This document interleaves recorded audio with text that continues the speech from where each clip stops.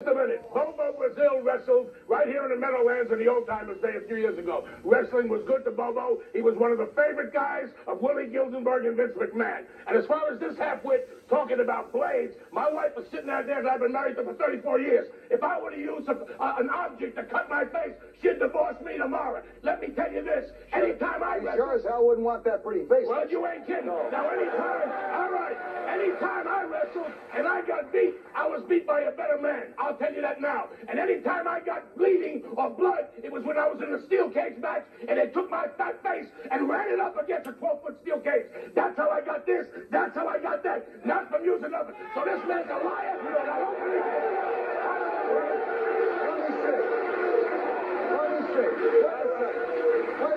Wait a second. Jim, you have been ominously silent through all of this, all right? I haven't been ominously silent. I've just been listening to everybody. The thing about it, and I was applauding Lou and I don't want your applause. I don't want to hear that. I want to hear what you got to say. No, that's fine.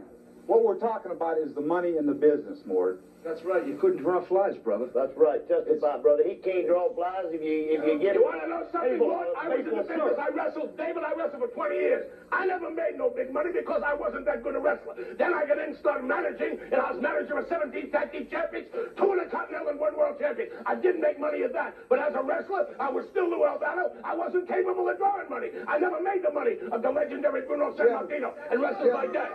Jim, what are you talking about, money? Oh, yeah, Jim's got something on his lap here.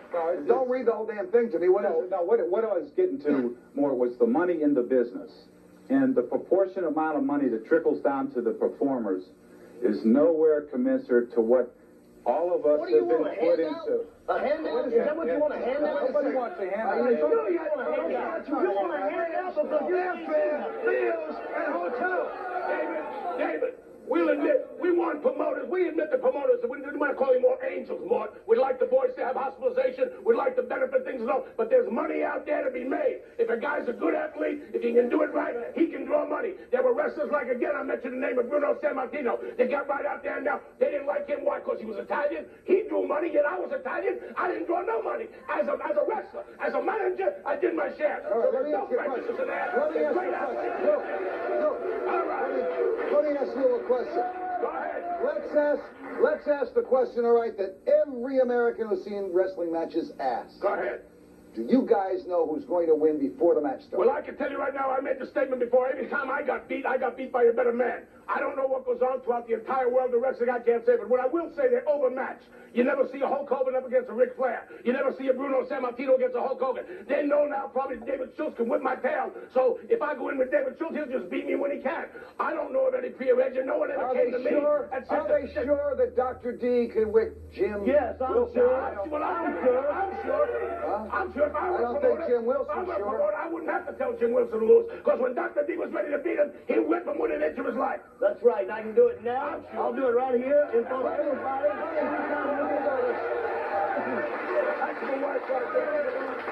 Let me go to a lady who's a hell of a lot prettier than you are. Right? This is Lou Albano. You want to say something?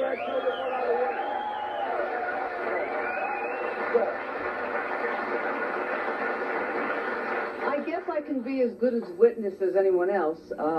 Lou came home pretty battered a lot of times. And it was for real, from what I could see.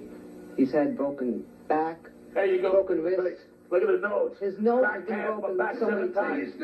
Tell me that's a fake. How many stitches have you had? Over 700 stitches of plastic surgery done, and here's my nose, no bone, my back 3 times, my hand's broken. And let me tell you something, this guy's trying to knock wrestling, but people are still calling. Because I got to wait a minute more. And that was from promoting. All right, now listen to this. I've got a number right now, 1-900-909 for Lou, and over 125 to 150,000 people a month call me on my line. And David Finoli right there is the coordinator of that show. On WrestleMania Day, 278,000 people called the line. So the interest is there, and half-foot morons like this, with the brain of a dehydrated BB, if they put his face in a parakeet like that, are not good enough for this.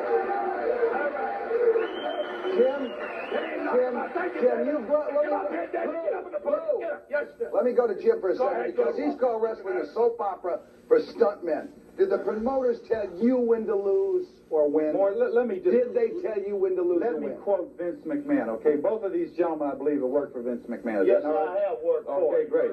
All right, good. That's right. You All right. wasn't good enough. Fine. Thank you. If they really...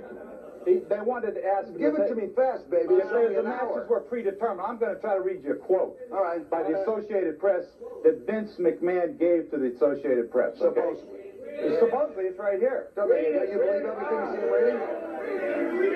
If they really did the things it looks like they're doing to each other, there would be a lot of dead wrestlers, McMahon told the Associated Press. Okay? Look. Now here's- answer my question. Did they ever ask you to win or lose a match? Yes, every night. Every night. Absolutely. Who asked you to do that? Who asked you to do that? Who asked you? Who asked you to do it? Two Vince McMahons. Which one? Which one are you talking about? Which one you talking about? Yes. Junior? No, that's a lie. You're a liar. Wait a minute. You're a I liar. am not a personal friend of Vince McMahon Jr. I worked for Stan for 35 years, the greatest promoter in the world I ever knew. But Vince McMahon Jr. and I had our differences. But I do not believe that he meant that statement the way he's talking about it. He's saying there is a certain amount of showmanship in professional wrestling, which we don't deny. But he means that some of the things that happen in there, at times, a man is not out to kill. He wants to win, but he doesn't try to kill his opponent. But yet sometimes they get carried away. And what McMahon was trying to stress, that it is the top athletes in the world today, and one of the greatest athletes that ever lived, professional wrestling. So don't ever believe this man right here, because he's a liar. He's not one of them. We're going to come back in just a minute. We're going to come back and we're going to look into the deep heart and soul of wrestling, my friends. We're going to talk to one of the great teachers. Stand by.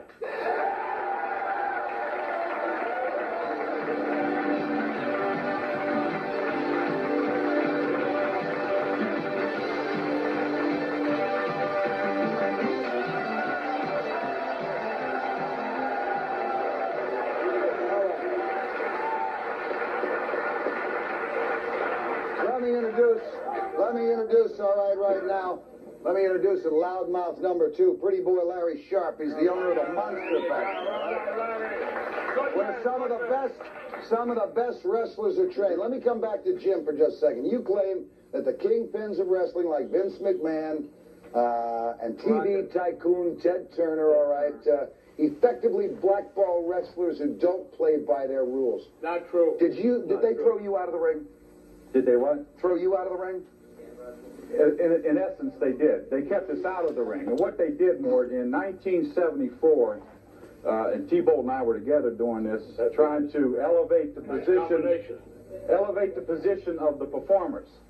Number one, which is the bottom line of everything we're talking about. How, Jim? Money and benefits.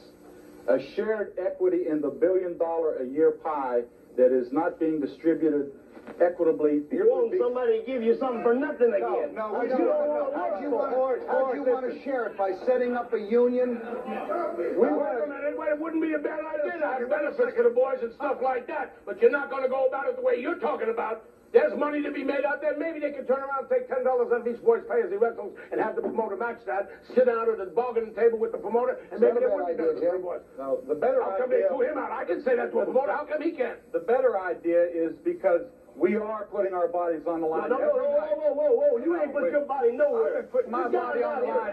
You're crying, man. You ain't never done nothing to nobody. This guy's crying. Let me tell you. I went to the top in every league. AWA, NWA, WWF. I've been there. I made the money, and I was kicked out. But you don't hear me out here crying about it. I didn't need no benefits. You're right. I had money. I could buy what I wanted because I was good. I produced, and I did it. And I ain't crying about it. You're the one crying about it. Everyone out You're here. a piece of shit.